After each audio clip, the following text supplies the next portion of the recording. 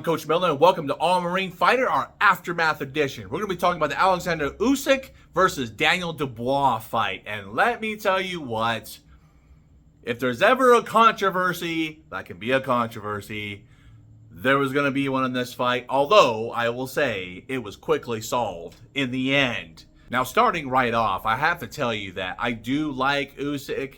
I think he's a great, crisp boxer. Undisputed at cruiserweight, great heavyweight champion thus far. I have nothing against his skills. The guy has definitely proved himself. And I like Daniel Dubois. I think he has a lot of talent, but he also has some fatal flaws.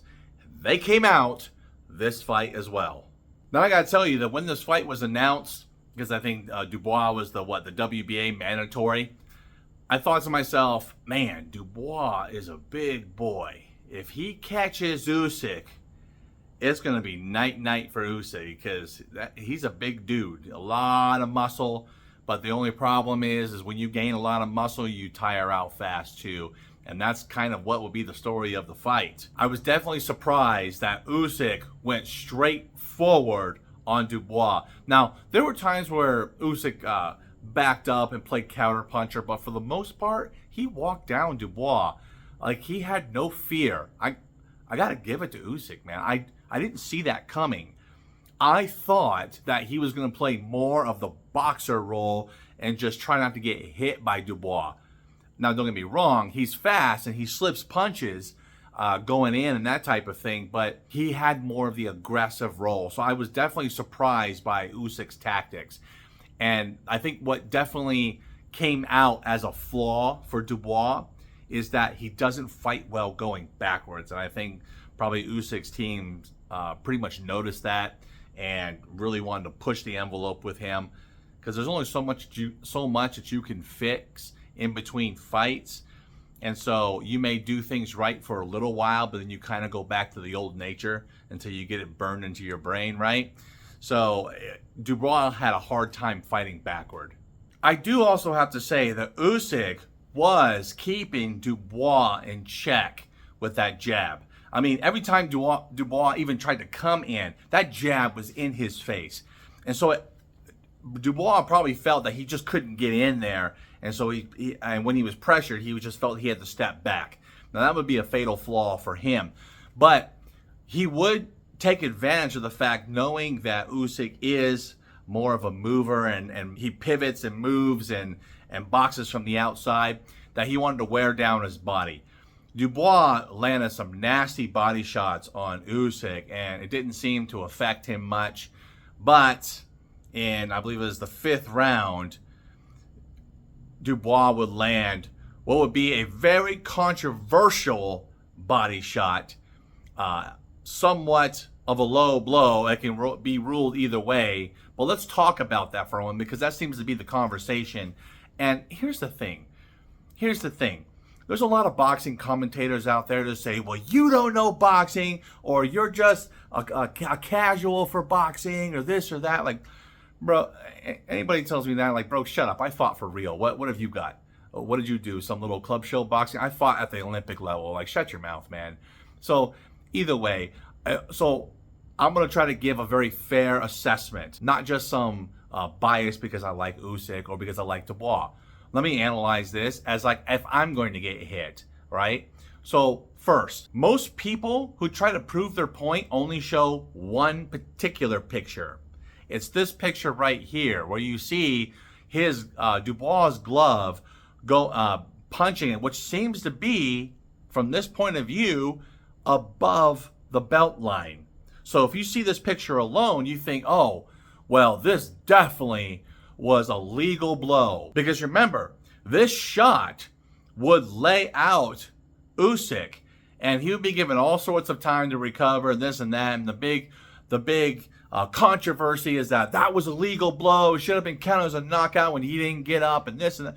And there's a whole lot of assumptions that go into this.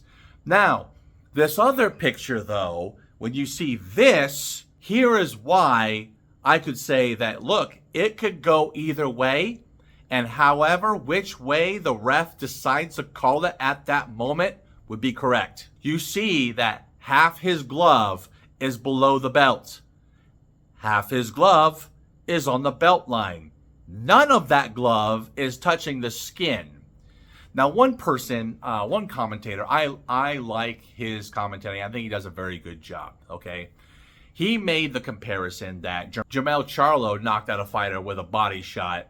It was a really nasty body shot, okay? And he hit the belt line, and it was counted legal. But if you see that shot, it hits the top part of the belt line, and the rest of it hits the actual skin itself. So there was definitely no...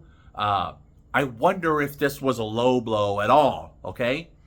But with the Usyk and Dubois shot, or Dubois shot on Usyk, I should say, you see half and half.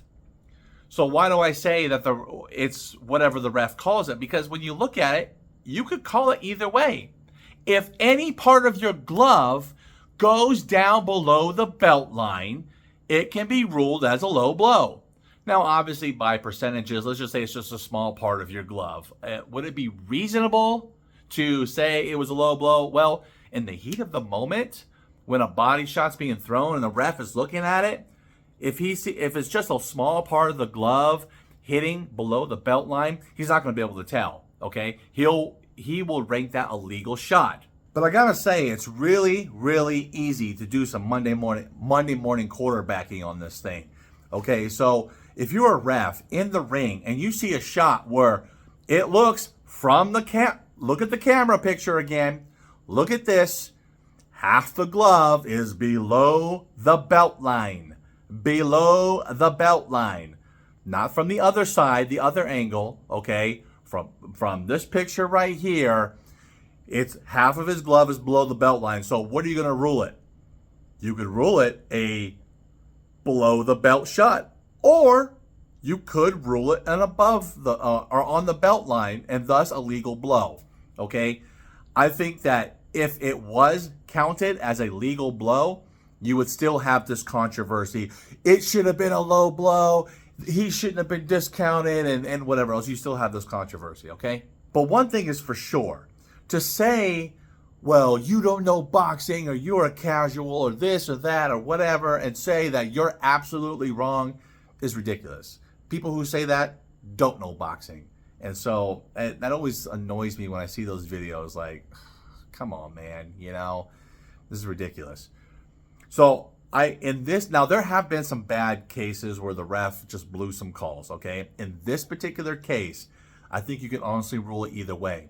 But I think the reason why the ref ruled it being a low blow, because you did have half the glove below the belt. And if you see that happen quick, okay, remember, this punch is happening quick. If you see that happen quick, what are you more than likely going to see? Most of the glove down below the belt, and so it can be rightfully called as a low blow. And this, my friends, is where the rubber meets the road. Because when two fighters get in the ring, there's an exchange of a battle of wills that takes place back and forth, okay? The masterful chess game of trading hands. Well, let's just grant for the moment that Dubois legally knocked down Usyk. And I don't believe Usyk exactly was knocked down, knockout like Oscar De La Hoya style.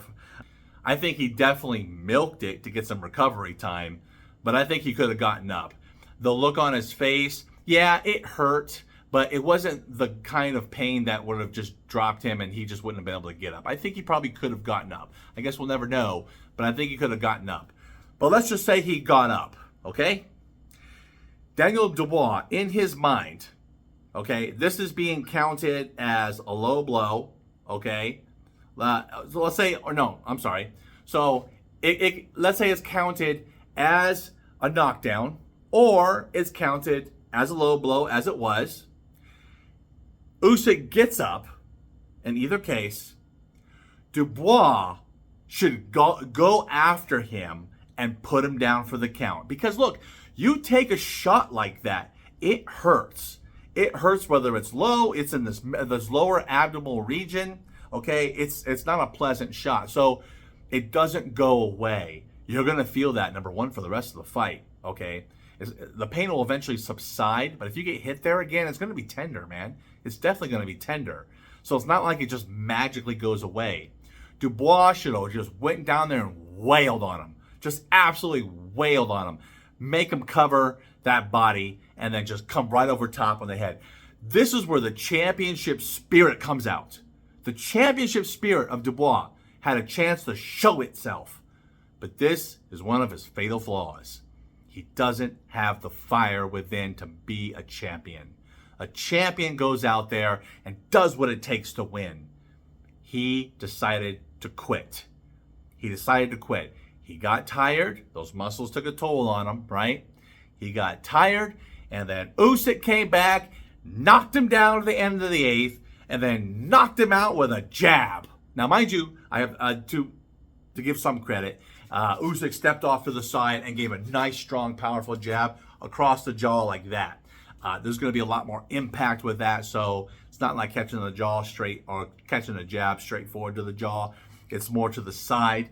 It's like that infamous punch by Canelo on that Russian fighter. Can't remember his name off the top of my head. Oh, the Crusher. But I think that wasn't a jab though. That was a power hand straight across the jaw like that, put him out. But this was done with a jab, so this jab was going to hurt a little more. But that being said, he got knocked down. I watched him. He sat there. He looked at the ref. He didn't look all wobbly. And he just waited. He checked out. He completely checked out. Don't tell me that you got robbed, big boy. Don't tell me you got robbed. You had no fire within you. You didn't want it. Even if it was counted a knockdown and Usyk got up, okay? Or if it was counted as a Lobo and Usyk got up, you proved you could hurt him nonetheless. You get out there and you do what it takes to win the stinking fight, but he didn't do it. He quit. So either way, sometimes there are bad calls in a fight. No matter if you want to call that an illegal knockdown, whatever, or be called a low blow. Either way, it's up to the fighters to come back and do something about it. Dubois doesn't have the character to be a champion. He just doesn't.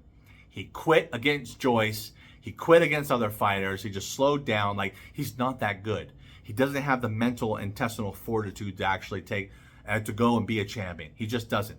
Okay? And losing to Joe Joyce, that guy punches so slow. I mean, I watch that dude fight, and I'm dodging his punches. Okay? And I'm technically a heavyweight now, okay? So I'd be in the same weight class, but I used to be lighter weight. But still, I watch Joe Joyce punch, and I'm like, I could dodge that. He's so slow, but yet he knocked out Dubois. Anyways, Dubois does not deserve to be a champion. And Usyk, despite the situation, you got to give it to him. The guy fought his heart out and came back to demonstrate that he could finish Dubois. More power to him. And you know what? Congratulations to Oleksandr Usyk, because he showed that he had the heart and the fire and the will to be a champion. If you like these videos, go ahead and click that like button and be sure to subscribe if you were not subscribed yet. Until next time, stay motivated.